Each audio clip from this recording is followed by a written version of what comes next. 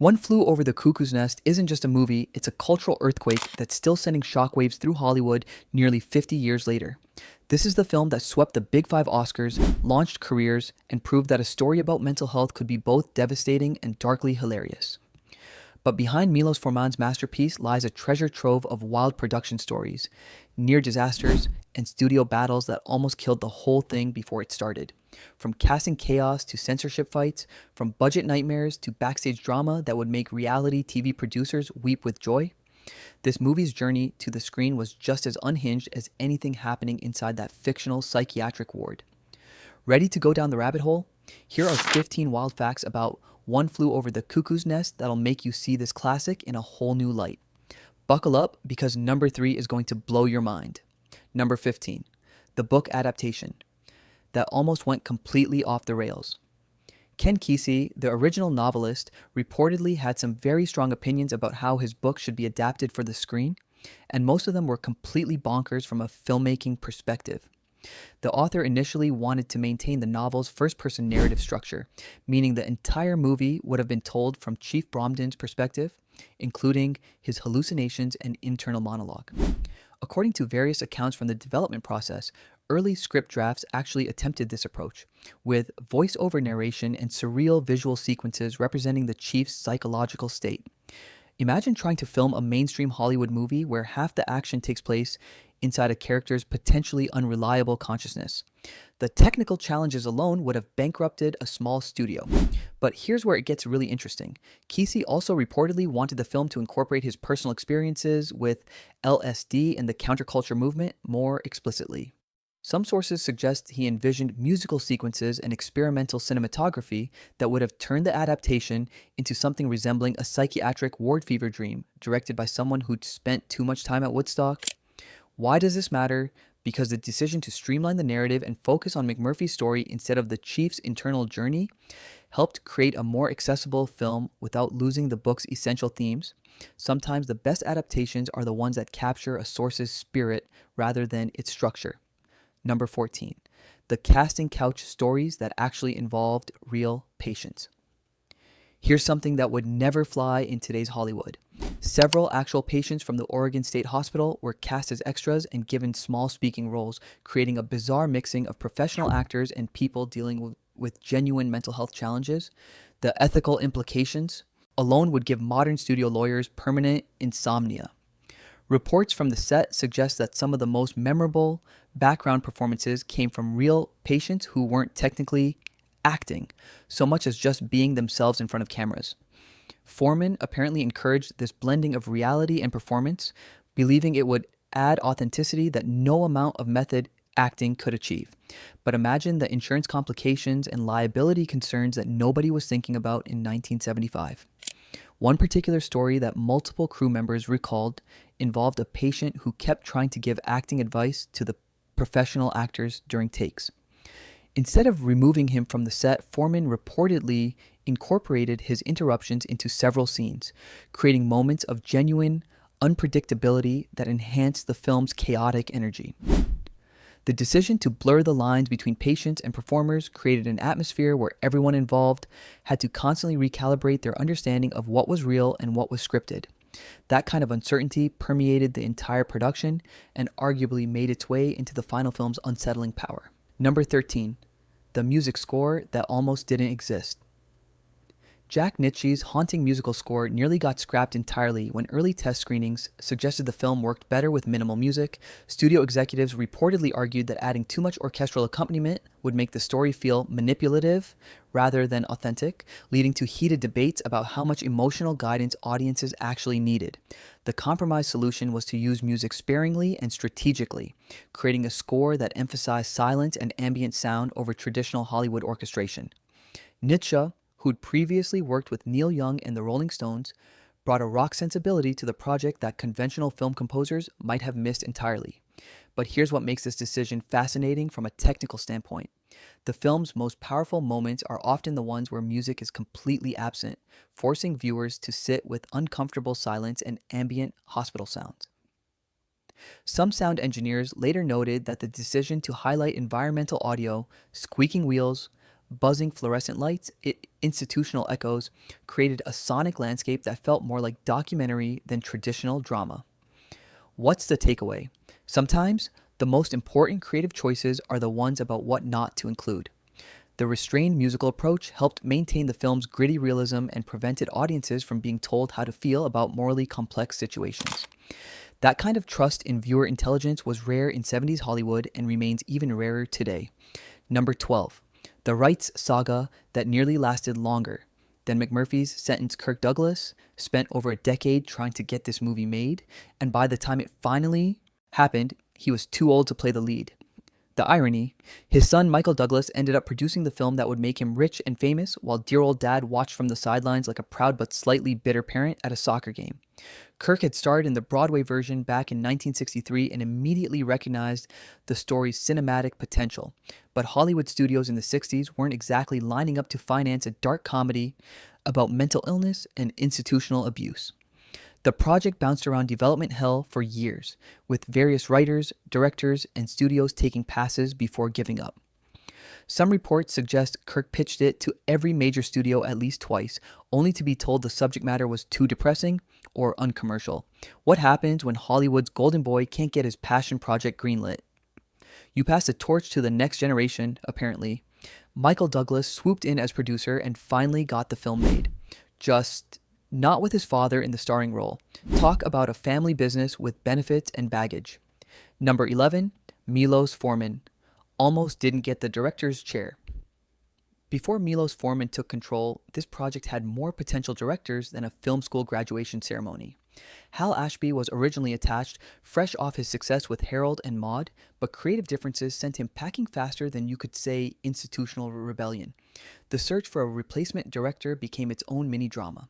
Studios wanted someone with proven commercial success, but the material demanded an artist who understood both dark humor and social commentary. Forman, the Czech filmmaker who'd already proven his chops with films like Amadeus, wait, that came later, never mind. The point is, Forman brought an outsider's perspective to American institutional madness that felt authentic because, well, he'd lived through some institutional madness of his own under communist rule. But here's where it gets interesting. Some sources suggest Forman initially turned down the project, thinking American audiences wouldn't connect with such a bleak story. How wrong can you be? His European sensibility ended up being exactly what the film needed to balance its darkness with unexpected moments of levity and humanity.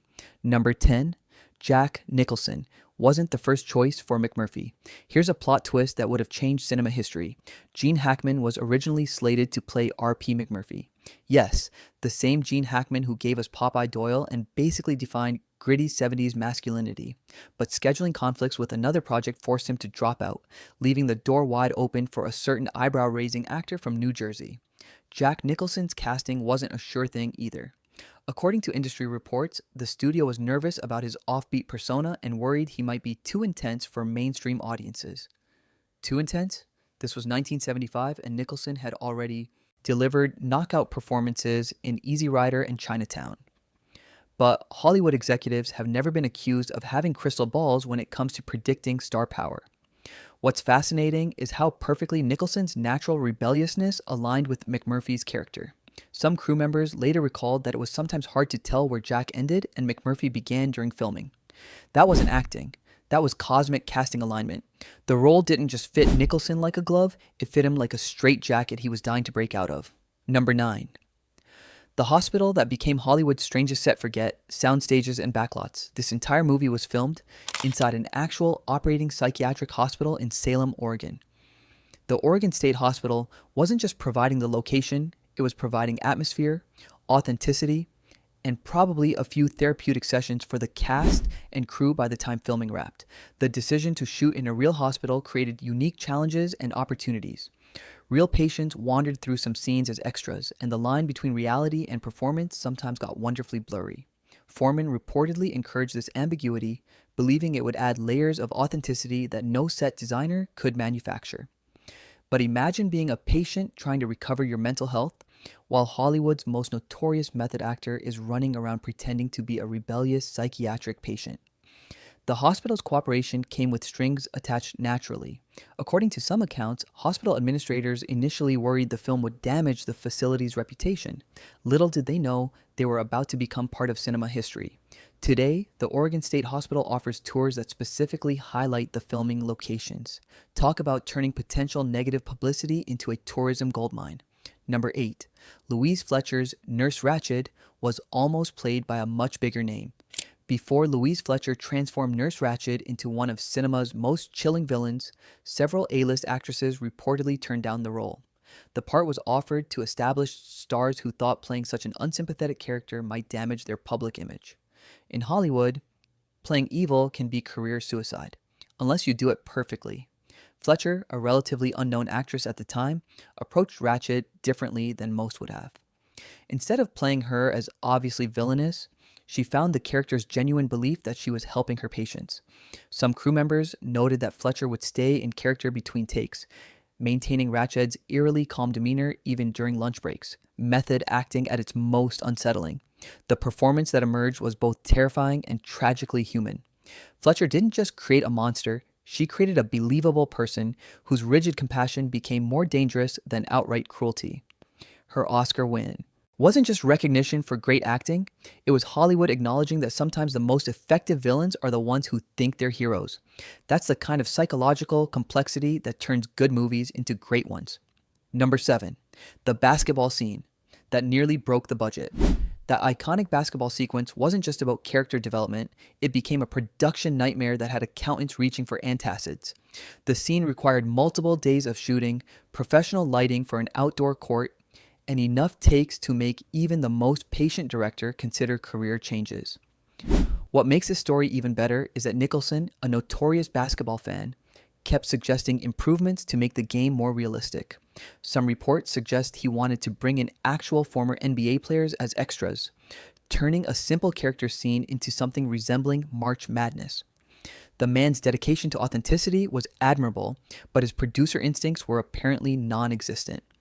The basketball scene also served a crucial narrative function that wasn't immediately obvious during filming. It's one of the few moments where McMurphy's rebellious energy actually brings joy instead of chaos. Why does that matter? Because it shows audiences exactly what the system is destroying when it ultimately crushes his spirit. Sometimes, the most expensive scenes are the ones that make everything else work. Number 6. The fishing trip that almost sank production. The fishing expedition sequence looks carefree on screen, but behind the scenes it was a logistical nightmare that nearly ended with actual Coast Guard intervention. Taking a bunch of actors who'd never operated a boat onto the Pacific Ocean seemed like a great idea until, well, they actually did it. According to various production accounts, the weather turned unexpectedly rough during filming, and several cast members became seasick. But here's the kicker.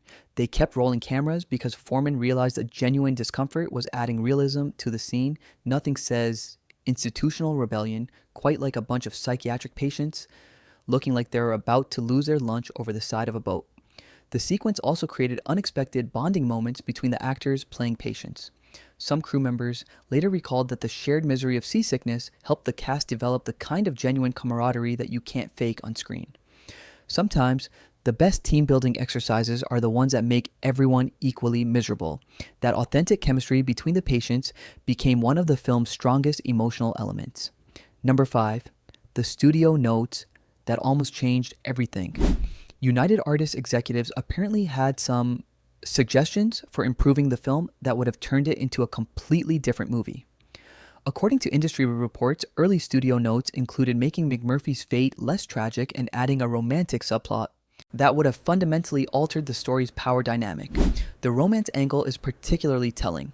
Studio executives reportedly wanted to explore a potential relationship between McMurphy and one of the female staff members, perhaps involving some of that midnight tango we mentioned earlier. Forman and the writers pushed back hard, recognizing that any romantic elements would undermine the film's central themes about power, control, and institutional abuse. But here's what's really wild.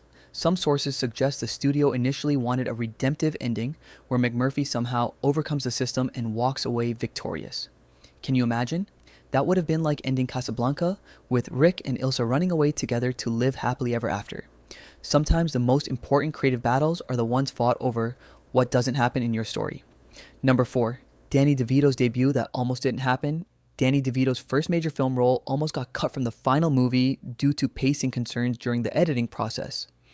His character, Martini, had several additional scenes that reportedly ended up on the cutting room floor, though some found their way back in Geeds during later director's cut releases.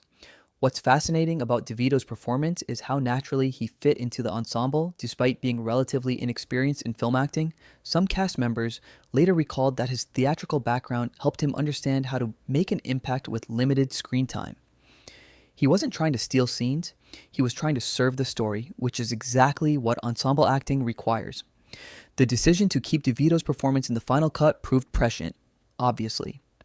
His career trajectory from this small but memorable role to becoming one of Hollywood's most distinctive character actors shows how important it can be to give new talent room to breathe.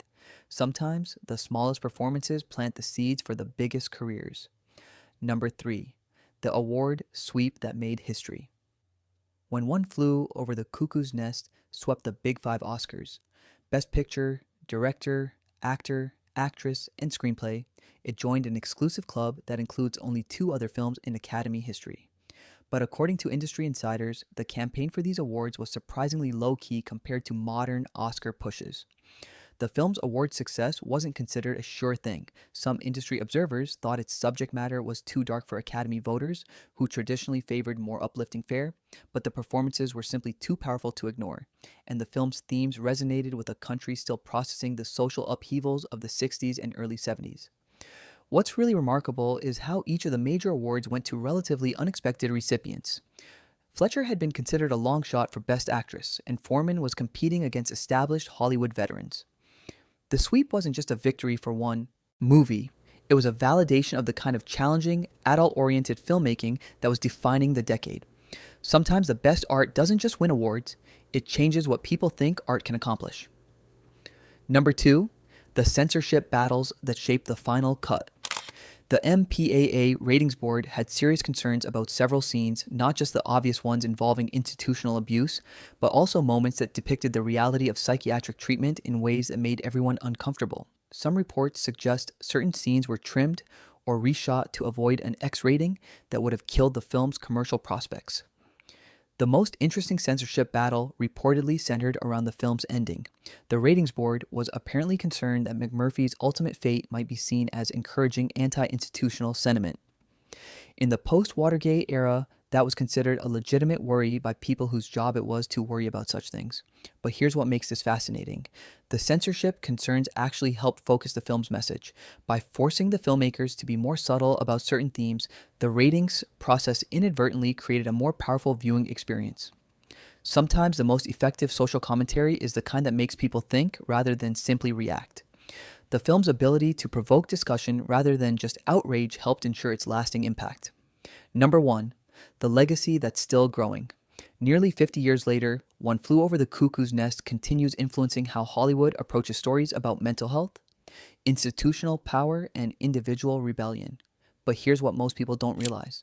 The film's impact extends far beyond entertainment into actual healthcare policy discussions and patient rights advocacy. Mental health professionals still debate the film's portrayal of psychiatric treatment, with some arguing it perpetuated harmful stereotypes while others credit it with opening important conversations about patient dignity and institutional reform. Medical schools reportedly use clips from the film in ethics courses, and policymakers reference its themes when discussing healthcare reform. But perhaps the most lasting legacy is how the film proved that audiences were hungry for complex, challenging stories that treated serious subjects with both respect and humanity. It didn't talk down to viewers or offer easy answers to difficult questions. Instead, it trusted that people could handle moral ambiguity and walk away thinking about bigger issues than just whether they'd been entertained. And there you have it, 15 wild facts about a film that's still teaching Hollywood how to balance darkness with hope, tragedy with humor, and rebellion with humanity. Whether you're Team McMurphy or Team Ratched, and if you're Team Ratched, we need to talk, there's no denying this movie's place in the pantheon of cinema that actually matters. Now, if you'll excuse me, I'm off to practice my best Jack Nicholson eyebrow raise in the mirror. Some skills are just too important to let atrophy.